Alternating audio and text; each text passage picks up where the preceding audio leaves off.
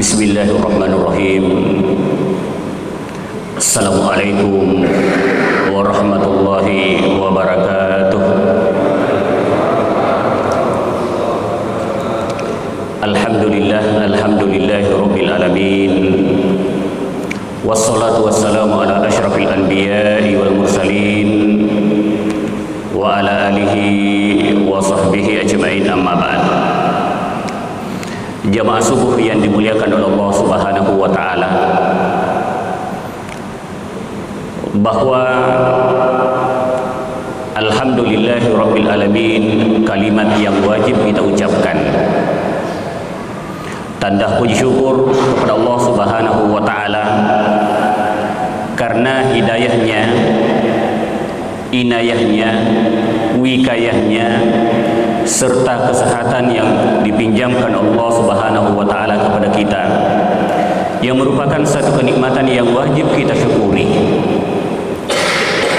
Sehingga di subuh yang penuh berkah ini, alhamdulillah kita masih sempat hadir untuk melangkahkan kaki kita untuk melaksanakan kewajiban kita sebagai muslim, yang alhamdulillah telah kita laksanakan sholat subuh secara berjamaah. Salam dan taslim kita peruntukkan kepada junjungan Nabi besar Muhammad Rasulullah sallallahu alaihi wasallam, Nabi yang membawa umat manusia dari alam kegelapan menuju ke alam yang terang benderang, Nabi yang membawa manusia dari kejahiliaan ke dunia pintar, sehingga menjadi uswatun hasanah. Maka di setiap aktivitas keseharian kita, baik itu yang berbentuk muamalah yaitu interaksi kita sesama manusia, apalagi dengan ibadah, hubungan kita dengan Allah Subhanahu wa taala, ada pegangan untuk hidup di dunia menuju ke akhirat kelak biiznillah. Jamaah yang dimuliakan oleh Allah Subhanahu wa taala, sebelum saya masuki tema, saya ingin mengajak Bapak Ibu untuk mendoakan guru kita yang mana kita sebutkan sejak kemarin beredar di WhatsApp informasi bahwa guru kita Kiai Haji Lukman Rifai yang dirawat di rumah sakit. Olehnya itu Bapak Ibu, saya mohon keikhlasannya kita membacakan suratul Fatihah kepada beliau demi kesembuhannya. Al-Fatihah.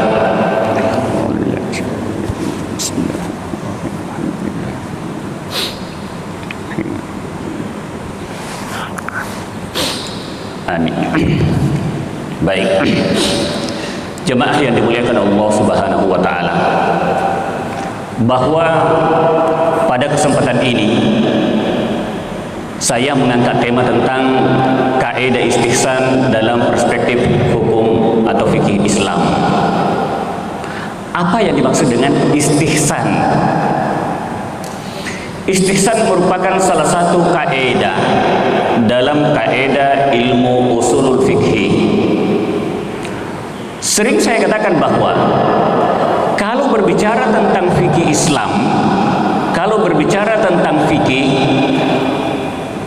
ruang lingkupnya 5 hal, yaitu wajib, sunnah, haram, makruh, dan mubah. Inilah ruang lingkup daripada pembahasan fikih. Ini tidak terlepas daripada ini. Wajib, sunnah, haram, makruh, mubah. Ini pembahasannya ketika kita berbicara tentang ilmu fikih. Lalu apa yang dimaksud dengan istihsan? Dari kalimat hasan, yaitu baik. Istihsan mengharap ketetapan itu menjadi baik.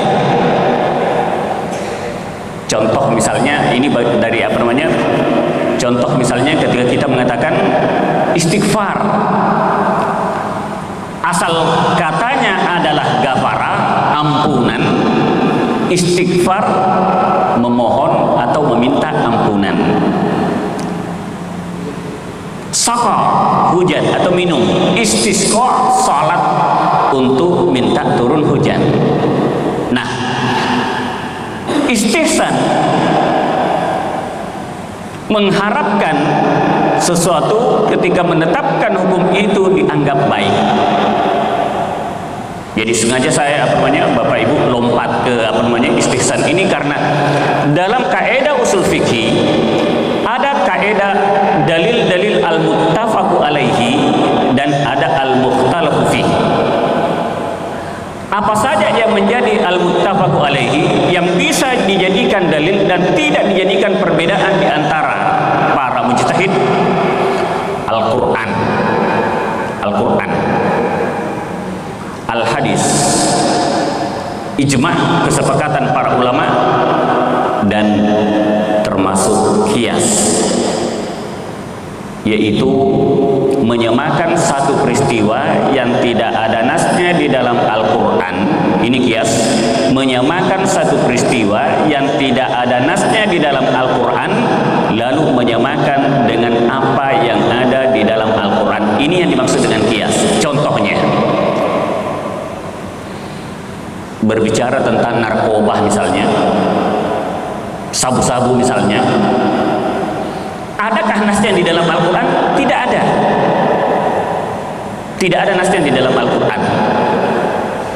Tidak pernah disinggung tentang narkoba, tidak pernah disinggung tentang hal-hal yang sabu-sabu misalnya, tetapi ada ayat lain yang membahas bahwa minuman keras itu diharamkan karena bagian daripada perbuatan syaitan. Dihubungkan, disamakan, maka itulah yang dimaksud dengan qiyas karena ilatnya sama. Seseorang minum minuman keras bisa merusak akal, budi pekerti, akhirnya disamakan karena ilatnya sama. Pun ini juga tidak punya nas di dalam Al-Quran, tetapi disamakan karena hampir sama alasannya untuk mengharamkan apa yang dimaksud dengan minuman keras, demikian juga narkoba ataupun sabu-sabu misalnya. Ini qiyas, tidak ada nasnya di dalam Al-Quran. Lalu ada dalil al-mukhtalafu fi, ada dalil yang dipertentangkan untuk menetapkan hukum, termasuk dalil al-istihsan. Dalil al-istihsan yaitu ulama Abi Hanifah termasuk Imam Maliki menganggap istihsan ini salah satu dalil ketika menetapkan hukum dalam fikih Islam. Imam Syafi'i bagaimana?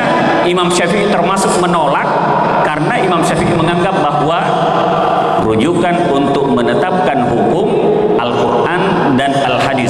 Jangan menetapkan hukum karena hawa nafsu. Ini hanya di sini alasannya Imam Syafi'i bahwa jangan menetapkan hukum karena hawa nafsu. Maka Bapak Ibu yang saya muliakan,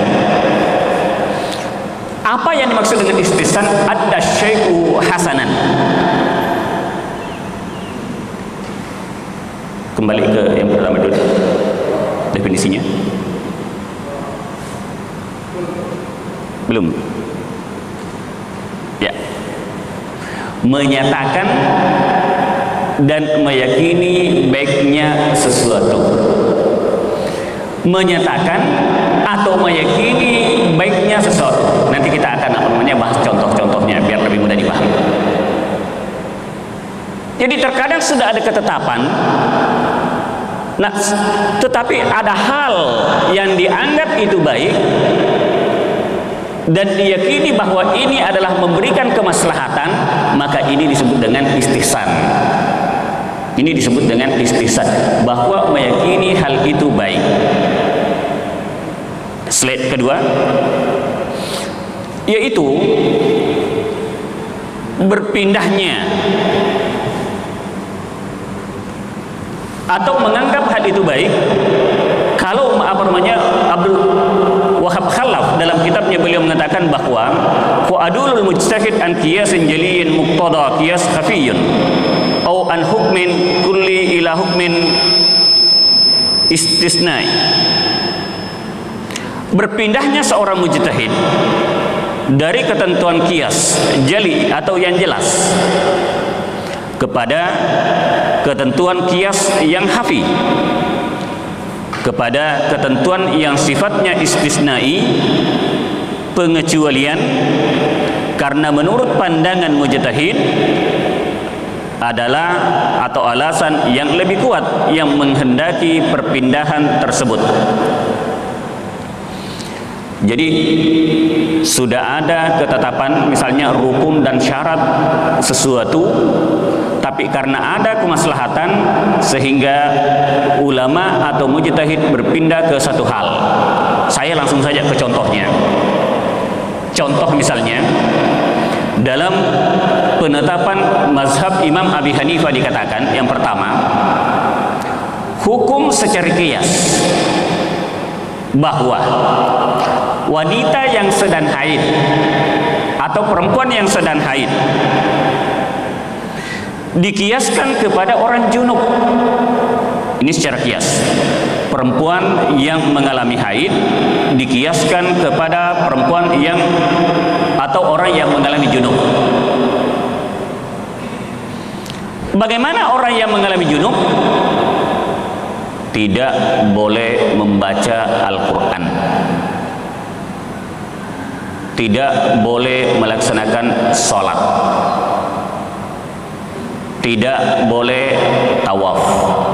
Ini orang junub. Sehingga dikiaskan dengan orang yang perempuan dengan yang mengalami haid. Ketetapan hukum orang haid, tidak boleh sholat, tidak boleh menyentuh Al-Quran, tidak boleh tawaf. Perempuan haid bahkan tidak boleh berpuasa. Ini disebut dengan kias, artinya menyamakan hukumnya karena dianggap bahwa sama-sama diharamkan karena ia tidak dalam keadaan suci. Orang junub tidak boleh sholat, tidak boleh tawaf, tidak boleh menyentuh Al-Quran, maka disamakan dengan orang yang haid karena hukumnya sama. Ini yang disebut dengan qiyas. Tetapi ulama Hanafi menetapkan secara istihsan, dia menganggap bahwa mungkin itu baik. Haid berbeda dengan junub. Ini menurut mazhab Imam Abi Hanifah. Haid berbeda dengan junub. Secara qiyas tadi sama, tetapi secara istihsan ia menetapkan bahwa haid berbeda dengan orang junub. Kenapa? Bapak Ibu, kalau berbicara tentang haid yang dialami oleh perempuan, bisa saja 1 hari 1 malam, bisa saja 3 hari 3 malam, bisa saja 1 minggu, dan haid yang dialami perempuan paling lama 15 hari. Paling lama haid dialami oleh perempuan 15 hari. Sehingga terkadang kalau misalnya perempuan mengalami haid lebih daripada 15 hari, 16 hari, 17 hari, itu bukan haid lagi.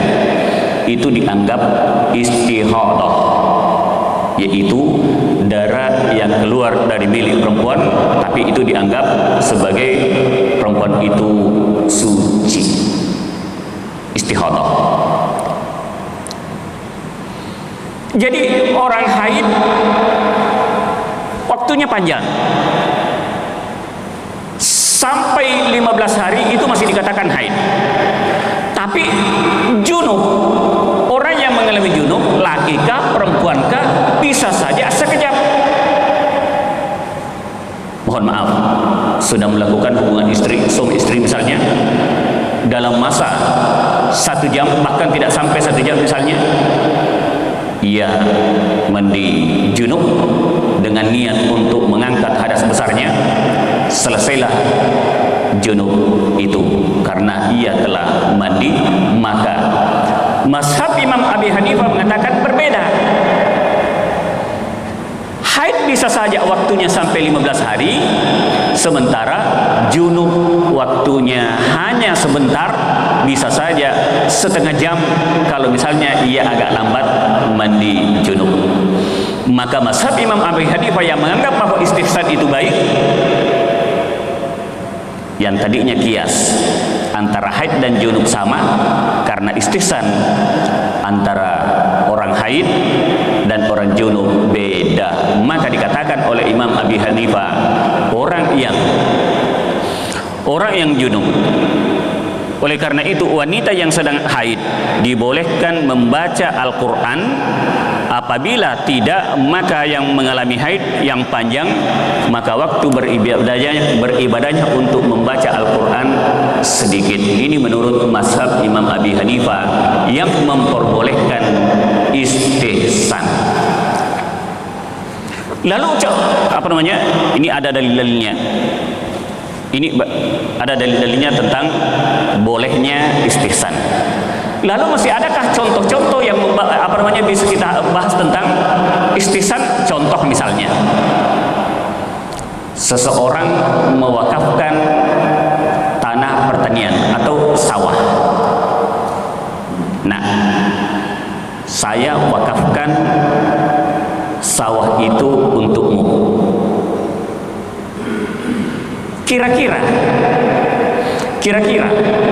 untuk mendapatkan manfaat dari pertanian itu, dari sawah itu tidak akan didapatkan manfaatnya kecuali ada pengairan, kecuali bisa sampai ke sawah itu. Betul Bapak? Tidak akan sampai, tidak akan didapatkan manfaatnya wakaf itu kalau misalnya tidak ada pengairannya, tidak ada jalan sampai ke sawah itu. Padahal ketika mewakafkan tanahnya, ia hanya mengatakan, saya wakafkan tanah ini kepadamu. Jalan disebutkan? Tidak disebutkan. Pengairan disebutkan? Tidak disebutkan. Tetapi karena istihsan oleh mazhab Imam Abi Hanifah dibolehkan, maka jalan untuk sampai ke pertanian itu sudah termasuk. Pengairan untuk sampai ke pertanian itu, ke sawah itu juga sudah termasuk, meskipun tidak dilafazkan. Saya wakafkan tanah ini atau saya wakafkan sawah ini kepadamu. Tidak disebutkan pengairannya, tidak disebutkan jalan untuk masuk ke tanah itu. Termasuk ketika seseorang mewakafkan rumah. Nah, atau menyampaikan kepada siapapun, rumah ini ya saya wakafkan kepada Anda. Rumah ini saya wakafkan kepada Anda. Listriknya disebutkan? Tidak disebutkan. Pekarangan yang dimiliki daripada rumah itu disebutkan? Tidak disebutkan. Tetapi karena istihsan dalam hal ini dibolehkan menurut mazhab Imam Abi Hanifah, maka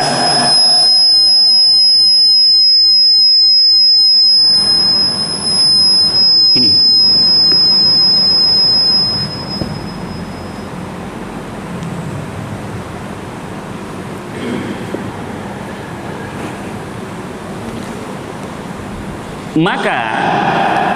istihsan dalam hal ini dibolehkan menurut mazhab Imam Abi Hanifah, meskipun rumah yang diwakafkan tadi tidak disebutkan lampunya, tidak disebutkan pekarangannya, maka itu bagian daripada yang diwakafkan.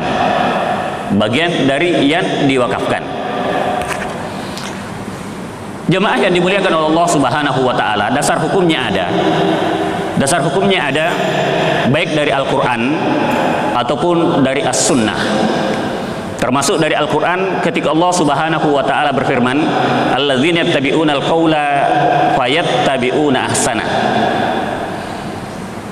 Mereka yang mendengarkan perkataan lalu mengikuti apa yang paling baik di antaranya, maka mereka itulah orang-orang yang telah diberi oleh Allah Subhanahu wa ta'ala petunjuk, yaitu orang-orang yang mempunyai akal, Jadi mereka mengikuti apa yang ia dengarkan bahwa itu adalah baik, maka mereka itu adalah orang-orang yang mendapatkan petunjuk. Lalu secara as-sunnah, dalil secara sunnah dikatakan, fama ra'al muslimuna hasanan fahuwa indallahi hasan, wa ma ra'au sayyi'an fahuwa indallahi sayyi'un. Apa yang dianggap kaum muslimin bahwa itu adalah kebaikan, bahwa itu adalah baik, maka di sisi Allah Subhanahu wa ta'ala itu baik. Apa yang dianggap itu buruk, apa yang dianggap itu jelek, maka di sisi Allah Subhanahu wa ta'ala itu buruk atau jelek. Jadi ini merupakan hadis yang termasuk dalil yang dipergunakan oleh Imam Abi Hanifah yang mengatakan fama ra'al muslimuna hasanan fahuwa indallahi hasan. Apa yang dianggap baik menurut mujtahid, menurut kaum muslimin itu baik, maka di sisi Allah Subhanahu wa ta'ala itu baik. Tapi apa yang dianggap itu buruk, apa yang dianggap itu jelek, maka itu jelek. Berbeda dengan kaidah yang dipergunakan oleh Syiah. Kalau Syiah ia mengatakan ma hassanahul aqla fahuwa hasan, ma qabbahul aqla fahuwa qabih. Apa yang dianggap akal itu baik, maka itu baik. Apa yang dianggap akal itu buruk, maka itu buruk. Berbeda. Saya ulangi. Kalau ini adalah pandangan orang-orang muslim. Kalau orang-orang muslim sudah sepakat bahwa itu adalah baik, maka di sisi Allah itu baik. Tapi kalau orang-orang muslim mengatakan itu buruk, maka di sisi Allah itu buruk. Lalu bagaimana tadi dengan kaidah orang-orang Syiah yang mengatakan ma hassanahul aqla fa huwa hasan, ma qabbahul aqla fa qabih. Apa yang dianggap akal itu baik, maka itu baik. Apa yang dianggap akal itu buruk, maka itu buruk.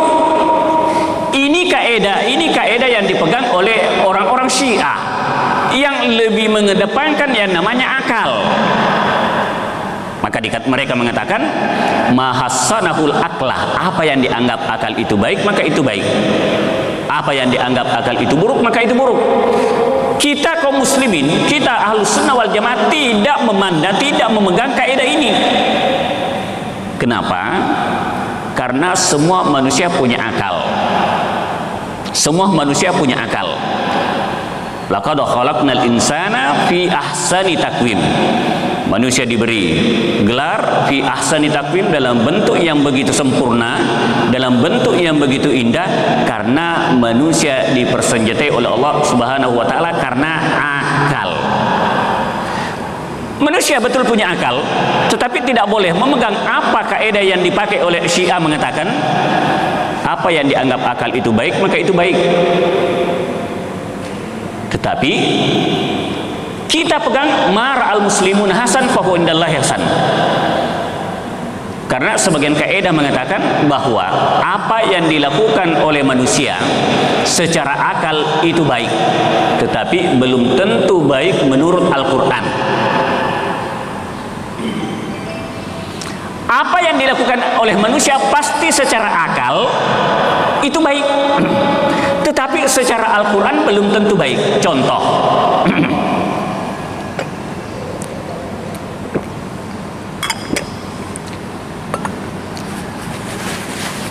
Contoh misalnya berjudi. Kira-kira itu baik Bapak Ibu? Berjudi itu baik? Secara akal, karena dilakukan oleh manusia, maka berjudi itu adalah baik. Ini secara akal. Minum khamar, apakah minum khamar dilakukan oleh manusia? Dilakukan. Itu baik? Baik menurut secara akal. Baik secara akal. Tapi secara syariat, Al-Quran mengatakan bahwa mudaratnya jauh lebih besar daripada manfaatnya. Mudarat daripada berjudi, mudarat daripada minuman yang memabukkan. Betul ada manfaatnya, tetapi mudaratnya jauh lebih besar daripada manfaatnya, maka tinggalkan. Maka konsepnya apa yang dilakukan oleh manusia pasti ada manfaatnya, tetapi belum tentu itu sesuai dengan syariat. Maka apa yang dipegang oleh mazhab Syiah mengatakan mahassanahul akla fahuwa hasan. Ini secara akal, betul-betul karena hawa nafsu yang ia pakai. Olehnya itu, ini yang landasan hadisnya mengatakan famar al muslimuna hasanan fa huwa indallahi hasan. Apa yang dianggap, apa yang telah menjadi kesepakatan kaum muslimin bahwa itu baik, maka itu baik. Apa yang disepakati orang muslim bahwa itu buruk, maka itu buruk. Termasuk Bapak Ibu yang saya muliakan, ketika mungkin ini telah kita alami, tetapi kita tidak menyadari bahwa yang kita pakai adalah istihsan. Ini ada contohnya Bapak Ibu. Saya yakin kita telah mengalaminya, tetapi kita tidak menyadarinya. Apakah itu sah apa tidak? Contoh, telah menjadi ketetapan bahwa di antara rukun jual beli, di antara rukun jual beli ada penjual, ada pembeli. Ada penjual, ada pembeli. Jadi rukun yang pertama ada penjual, ada pembeli. Tidak mungkin berlaku jual beli kalau semuanya penjual. Dan tidak mungkin berlaku jual beli kalau semuanya pembeli. Maka rukun yang pertama harus ada penjual dan pembeli. Wajib ini ada, wajib ada. Kenapa? Karena tidak mungkin berlaku transaksi jual beli kecuali ada penjual dan ada pembeli. Termasuk ketika kita bahas tentang pernikahan, rukun yang pertama harus ada laki-laki dan ada perempuan. Wajib ada. Maka rukun yang pertama dalam konsep jual beli harus ada penjual dan ada pembeli. Rukun yang kedua, barang harus ada. Barang harus ada. Ketika melakukan jual beli, transaksi jual beli, maka ketika sudah selesai akadnya, maka serahkan barangnya itu. Makanya ulama tidak membenarkan ketika seseorang menjual, ia mengatakan misalnya saya jual burung yang terbang, saya jual burung yang terbang, karena itu bukan miliknya. Dalam artian ketika terjadi transaksi jual beli, belum tentu ia bisa memberikan burung yang ia tunjuk kepada pembelinya. Makanya syaratnya adalah al-qabd. Maka rukun jual beli, barang harus ada dan bisa menyerahkan ketika terjadi transaksi jual beli. Yang ketiga, ketika terjadi transaksi jual beli, ada sigat ijab kabulnya. Ada sigat ijab dan kabul. Kalau pernikahan, ia mengatakan saya menikahkan anak perempuan saya dengan ini, lalu dikatakan saya terima. Kalau jual beli, saya saya jual dan saya beli. Maka yang menjadi pertanyaan sekarang, apakah yang menjadi rukun jual beli ini ada ketika kita melakukan transaksi jual beli? Contoh, kalau misalnya akhir bulan atau awal tahun gajian, ibu ngajak, ayo kita pergi misalnya ke mebel, mau beli lemari atau mau beli meja atau mau beli apa. Lalu ke kedai itu ternyata barangnya tidak ada. Bapak Ibu melakukan apa? Barangnya tidak ada. Yang tadinya bahwa ketika mau melakukan transaksi jual beli, barang harus ada. Saya yakin Bapak Ibu kita pernah mengalami semua yang namanya melakukan transaksi jual beli yang barangnya tidak ada. Betul Bapak? Pernah enggak?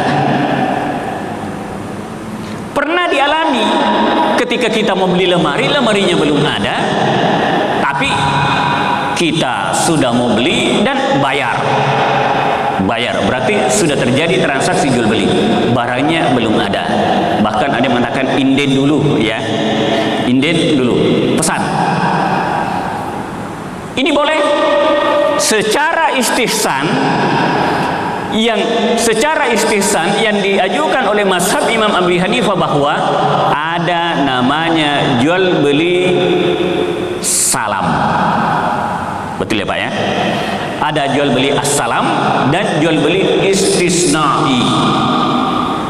Jual beli salam, bayar dulu apakah itu DP-nya atau mau bayar secara kontan, lalu sepakat barangnya warnanya merah misalnya, ukurannya seperti ini, harganya telah disepakati bayar, dan barangnya akan dibawa atau sampai ke rumah 5 hari kemudian misalnya, atau 1 minggu kemudian misalnya. Pernah kita lakukan Bapak Ibu? Pernah. Maka kaidah yang berlaku di sini adalah kaidah istihsan. Kaidah istihsan yang tadinya bahwa rukun jual beli barang harus ada, tetapi apa yang kita lakukan secara muamalah, yaitu barangnya belum ada, tetapi kita mau bayar inden, mau DP atau mau bayar lunas 1 minggu kemudian barangnya baru diantar, boleh secara istihsan, boleh secara kaidah istihsan. Dan hampir pernah kita melakukannya. Kalau bukan istihsan berarti transaksi jual belinya tidak sah. Kalau bukan karena istihsan bahwa ini adalah kemaslahatan, berarti berapa banyak jumlah transaksi yang pernah kita lakukan yang tidak sah Bapak Ibu. Ya. Makanya saya katakan bahwa istihsan menganggap itu baik, meyakini bahwa itu adalah baik. Maka saya tidak membayangkan Bapak Ibu kalau misalnya dalam hal ini mengikuti apa yang ditetapkan oleh Imam Asy-Syafi'i bahwa istihsan tidak dibolehkan, jangan sampai hanya memakai hawa nafsu dalam menetapkan hukum. Wah, bisnis mungkin tersendat. Tetapi dengan adanya kaidah istihsan yang ditetapkan oleh mazhab Imam Abi Hanifah, dibolehkan dan jual beli itu dianggap sah. Apa yang dimaksud dengan jual beli salam? Bahwa bayar DP-nya, bayar atau mau kontan, berapa lama kesepakatnya, barang itu akan diantar ke rumah atau kita sendirian datang ke kedainya untuk mengambil barang itu. Maka dengan kaidah istihsan, jual beli as-salam dibolehkan. atau tidak ada, kita yang minta pesan. Jual beli istisnai. Maka ketika kita membuka kitab atau buku-buku fatwa Majelis Ulama Indonesia DSN MUI, itu jual beli salam, jual beli istisnai dihalalkan atau dibolehkan. Masih ada problem dalam transaksi jual beli, masih ada. Di antara rukun jual beli ada sigat ijab kabul. Tadi saya berikan contoh, kalau orang mau menikahkan anaknya, ia mengatakan, saya nikahkan anak perempuan saya dengan mahar sekian, lalu dijawab, saya menerima nikahnya. Yang menjadi pertanyaan sekarang Bapak Ibu, ketika mau melakukan transaksi jual beli, masih adakah orang yang melakukan sigat ijab kabul? Saya jual, ini karena ada sigat ijab kabul. Masih adakah yang melakukan saya jual, lalu si pembeli mengatakan saya beli? Ada Bapak Ibu? Kayaknya tidak ada lagi yang melakukan ini. Tidak ada lagi yang melakukan sigat ijab kabul, padahal ini adalah rukun daripada jual beli. Nggak ada lagi kayaknya. Tetapi mazhab Imam Abi Hanifah mengatakan, memberikan alasan ketika kita datang misalnya ke supermarket. Kita sudah tahu bahwa dalam supermarket itu tempat untuk menjual. Apa yang kita lakukan selama ini? Ambil keranjangnya misalnya, ambil barangnya, masukkan keranjang, bawa ke kasir, bayar sekian, bayar apa yang diucapkan oleh kasir, berapa jumlahnya, bawa barang itu pulang. Tidak pernah terucap lagi kalimat sigat ijab kabul. Tetapi menurut Imam Abi Hanifah secara istihsan, sudah tahu bahwa di situ adalah tempat menjual, lalu kita mengambilnya, bayar ke kasir, pergi, maka ini adalah bagian daripada implementasi sigat ijab dan kabul. Maka apa yang kita lakukan, membayar sesuai dengan harganya, baru pergi, maka dianggap jual belinya itu sah secara istihsan. Maka saya tidak membayangkan kalau misalnya istihsan ini tidak ada, berapa jumlah muamalah atau berapa jumlah transaksi, baik itu wakaf, baik itu jual beli, yang tidak sah. Tapi karena adanya istihsan, bahwa meyakini ini adalah baik, adalah kemaslahatan, maka istihsan bagian daripada dalil untuk menetapkan hukum dalam fikih. Meskipun ini dipertentangkan, tadi saya katakan Imam Abi Hanifah dan Maliki memperbolehkan, Imam Syafi'i tidak memperbolehkan, karena alasan Imam Syafi'i mengatakan jangan sampai hanya mengikut hawa nafsu. Jangan sampai hanya mengikuti hawa nafsu. Maka kesimpulannya bahwa Islam yuridullahu bikumul yusra wala yuridu bikumul usra. Allah Subhanahu wa taala tidak pernah menghendaki kepada kalian atau mempersulit kepada kalian, tetapi Islam, Allah Subhanahu wa taala selalu memberikan kelonggaran kepada kita selama itu konsepnya kemaslahatan menurut pandangan orang-orang mujtahid, menurut pandangan orang-orang muslim bahwa itu adalah baik, maka di sisi Allah Subhanahu wa taala itu baik. Maka di sisi Allah, jika mereka menganggap itu buruk, maka itu buruk di sisi Allah Subhanahu wa taala. Baik Bapak Ibu, sebelum saya tutup, mungkin ada hal-hal yang perlu kita diskusikan, saya persilakan.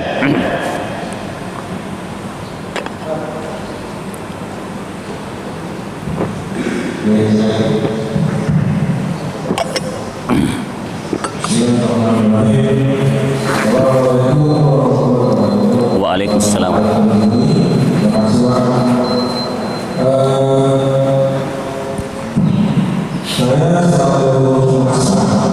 Selalu kalau orang gratis gratis sejak dari kelas 1 SD dan sekarang sudah kelas 2 SD.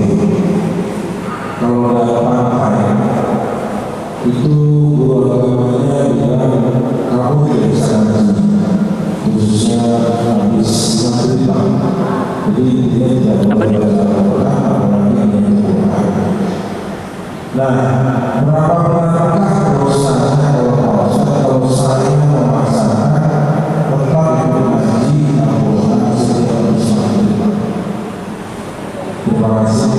Satu lagi Sebentar. Maaf sebentar. Tadi pertanyaannya apa, Pak?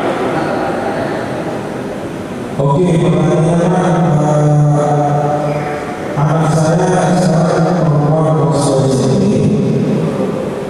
Nah, itu belum dia bilang kamu tidak bisa Artinya sudah haid, sudah mengalami haid. Ya. Nah, jadi apakah dosanya kalau saya merasakan tetap ikut ngaji atau terima kasih. Assalamualaikum warahmatullahi wabarakatuh. Tentang haid, sudah mengalami haid, tetapi ia memaksakan dirinya tetap mengaji, begitu Pak ya? Baik. Ia mengalami haid. Ketika berbicara tentang haid, bahwa ada ketetapan agama, ada ketetapan hukum bahwa perempuan yang haid tidak boleh sholat, tidak boleh puasa,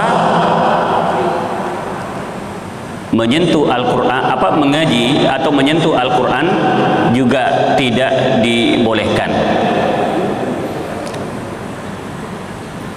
Di sini sudah dikatakan diharamkan atau tidak dibolehkan. Dalam hal ketetapan itu, maka ada kaidah begini.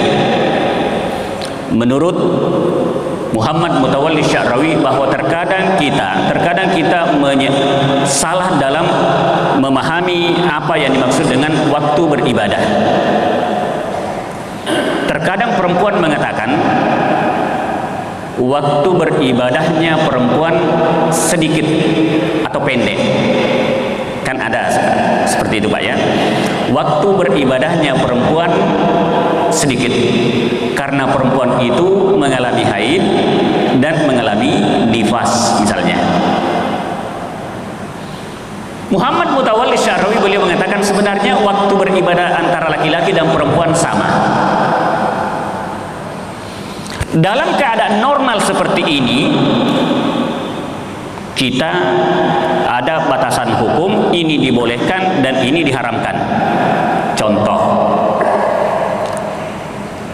kita diharamkan untuk berzina misalnya.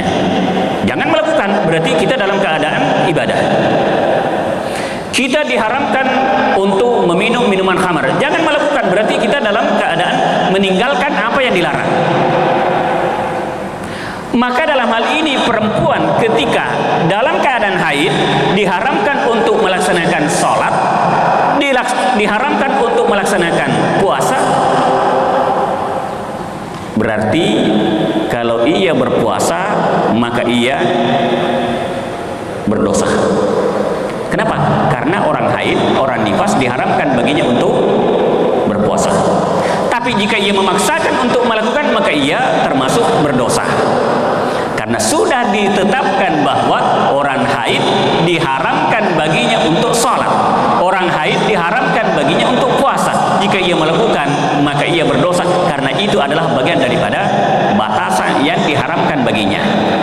Artinya apa? Jika ia tidak melakukan berpuasa ketika haid, jika ia tidak melakukan sholat ketika ia haid, berarti ia dalam keadaan beribadah karena menjalankan apa yang dihalalkan baginya dan meninggalkan apa yang dilarang baginya.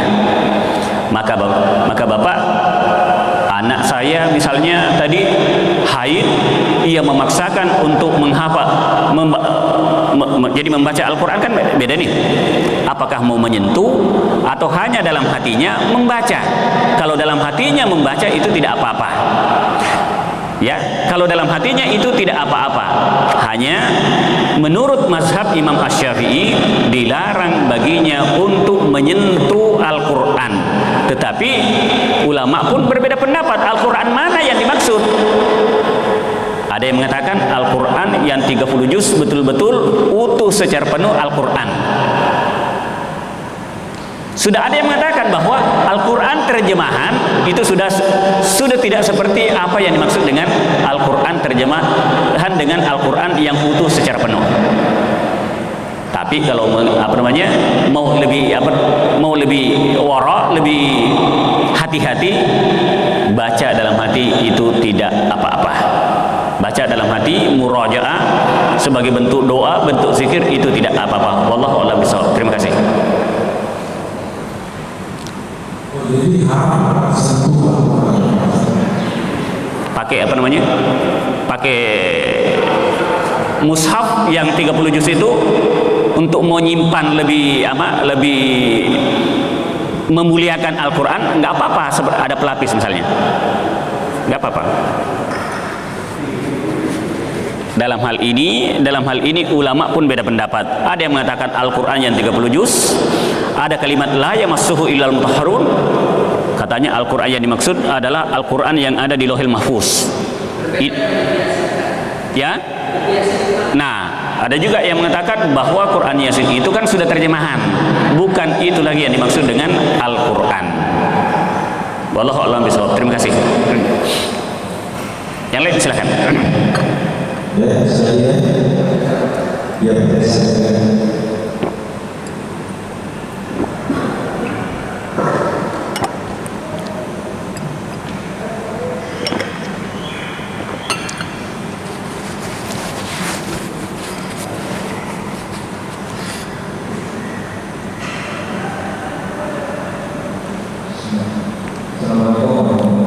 Waalaikumsalam.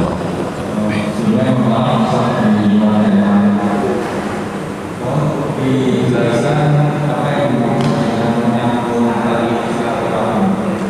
Apakah silaturahmi dengan keluarga yang tidak atau termasuk juga dari pernikahan? Jadi saya yang menikah itu apakah juga termasuk silaturahmi? Lalu bagaimana dengan teman dan tetangga? Apakah juga dikategorikan sebagai menyambung tali silaturahmi? Yang pertama. Yang kedua, mohon menjelaskan tinjauan dari Islam perihal pemimpin wanita.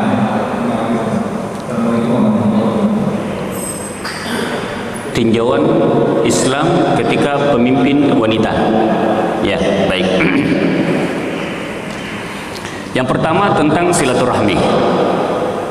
Silaturahmi bukan hanya kepada keluarga, ketika kita mengunjungi keluarga bahwa itu adalah bagian daripada silaturahmi, tetapi dengan melakukan komunikasi dengan tetangga, satu RT, satu RW, berarti itu bagian daripada silaturahmi. Artinya silah menyambung rahim. Apa yang ada dalam, maka itu adalah bagian daripada silaturahmi. Makanya dikatakan barang siapa yang melakukan silaturahmi dalam artian dengan niat yang baik, panjang umur kan, panjang umur. Kenapa? Karena mungkin kita misalnya sakit, tetangga kita yang sering kita silaturahmi itu yang bisa mendoakan kita, membantu kita, dan seterusnya. Itulah maksud daripada bahwa bersilaturahmi itu memperpanjang umur. Lalu yang kedua, pertanyaan Bapak, bagaimana pandangan Islam ketika perempuan jadi pemimpin? Pemimpin Pak ya. Kalau berbicara pemimpin kan ini global ini. Kalau berbicara pemimpin kan pertanyaannya masih umum. Pemimpin apa yang dimaksud? Pemimpin sholat jelas tidak boleh, kecuali Aminah Daud yang orang Malaysia yang membolehkan perempuan boleh imam. Tapi mazhab Ahlussunnah wal Jamaah tidak pernah diberi hak kepada perempuan untuk menjadi imam. Yang kedua, dalam qada, dalam hukum, terutama perkara-perkara perkara pidana misalnya, ini yang membutuhkan kesaksian, itu sebagian ulama tidak membolehkan perempuan untuk memutuskan perkara. Makanya tadi saya tanya Bapak, pemimpin apa yang dimaksud dulu di sini? Presidenkah? Atau pemimpin apa? RW, RT? Jadi pertanyaan Bapak masih umum, pemimpin apa yang dimaksud? Ya?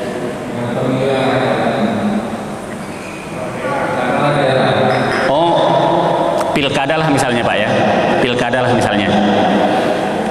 Saya kira apa namanya? Saya kira ada hal-hal batasan perempuan dibatasi dalam menduduki jabatan, termasuk tadi itu pemimpin adalah imam sholat jelas diharamkan. Kedua, ketika duduk sebagai al-qadha, qadi atau hakim, itu ulama pun juga ada yang tidak memberi kesempatan untuk memutuskan perkara. Kalau berbicara tentang pilkada, itulah ketetapan fikih bahwa fikih adalah pemahaman. Pemahaman ini pasti terdapat yang namanya perbedaan, maka perbedaan itu pasti ada. Perbedaan itu pasti ada. Maka ketika ada seperti apa yang berlaku misalnya pilkada di kita, ada perempuan yang mau menjadi pemimpin, bolehkah? Sebagian ulama membolehkan. Kenapa? Kalau ia punya kemampuan, punya capability, maka sebagian ulama membolehkan. Tapi yang tidak bisa diduduki seperti tadi, memutuskan perkara-perkara yang urgen, termasuk misalnya menjadi saksi, terkadang susah untuk terutama dalam hal pidana, karena mau melihat secara langsung biasanya perempuan itu takut melihat apa yang ada di depan matanya.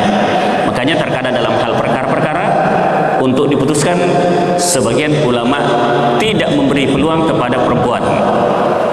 Tadi Bapak tanyakan tentang pemimpin, kalau mengaitkan dengan pilkada, saya kira ini masuk dalam kaidah fikih. Sebagian ulama membolehkan selama perempuan itu punya kemampuan, punya capability untuk memimpin, apalagi di Kepri hanya sebatas wakil. Artinya ini perlu pendalaman secara fikih.